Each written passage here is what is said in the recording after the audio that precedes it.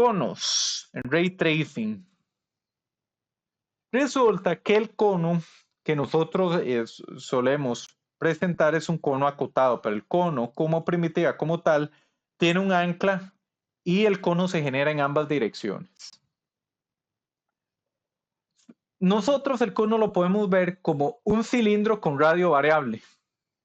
Un cilindro cuyo radio varía en función de la distancia. Entonces, ¿qué parámetros tiene el cono? El cono tiene la dirección Q y un ancla.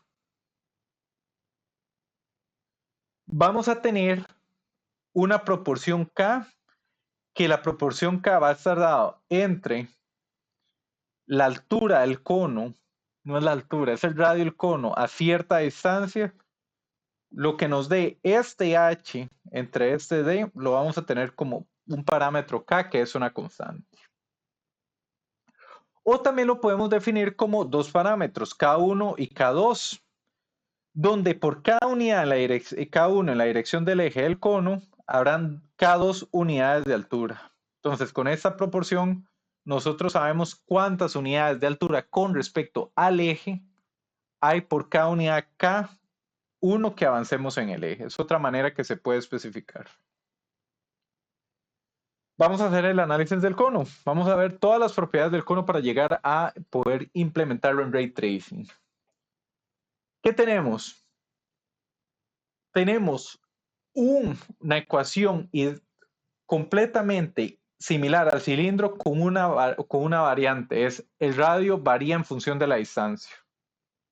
Entonces agarramos este radio variable, lo sustituimos en la ecuación del cilindro y obtenemos la ecuación implícita del cono. Esa es la diferencia. Tenemos el radio variable, vean de que el radio variable es en función de la distancia recorriendo el eje con respecto a la proporción K2, K1. Tomamos este radio variable, lo sustituimos en la ecuación del cilindro y se nos resuelve la vida. Todo lo vamos a tener idéntico a la ecuación del cilindro excepto el radio, incluso el punto que queremos evaluar, que va a estar dado x, y, z por la ecuación paramétrica del radio. Sustituimos todo esto y lo elevamos al cuadrado, porque en la ecuación del cilindro el radio está elevado al cuadrado. Vean de que aquí fue la sustitución de este x, este y, este z por sus versiones provenientes de la ecuación del radio. Lo sustituimos, lo elevamos al cuadrado porque el radio en la expresión del cilindro está al cuadrado y tenemos esta belleza. Entonces, por lo menos me tenés que comprar Juan José, me compras esta idea. Que yo ponerme a leer cada una de estas va a ser algo completamente poco productivo. Totalmente. Sí, me compra esa idea completamente, que yo empiece x0 más x0. O sea, yo creo que la mejor manera de ver eso es la ecuación del cilindro, le agregamos esta expresión y esto lo implementamos con mucho cuidado, lo analizamos en la casa, ¿de acuerdo? Muy bien, entonces esto nuevamente vamos a tener eso por ahí. Vamos a ver cuánto.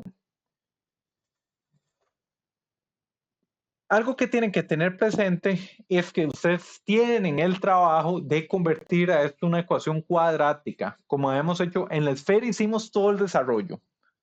Tienen que recordar que a partir de la ecuación implícita hicimos todo el desarrollo para llegar a una ecuación cuadrática en términos de alfa, beta y gamma.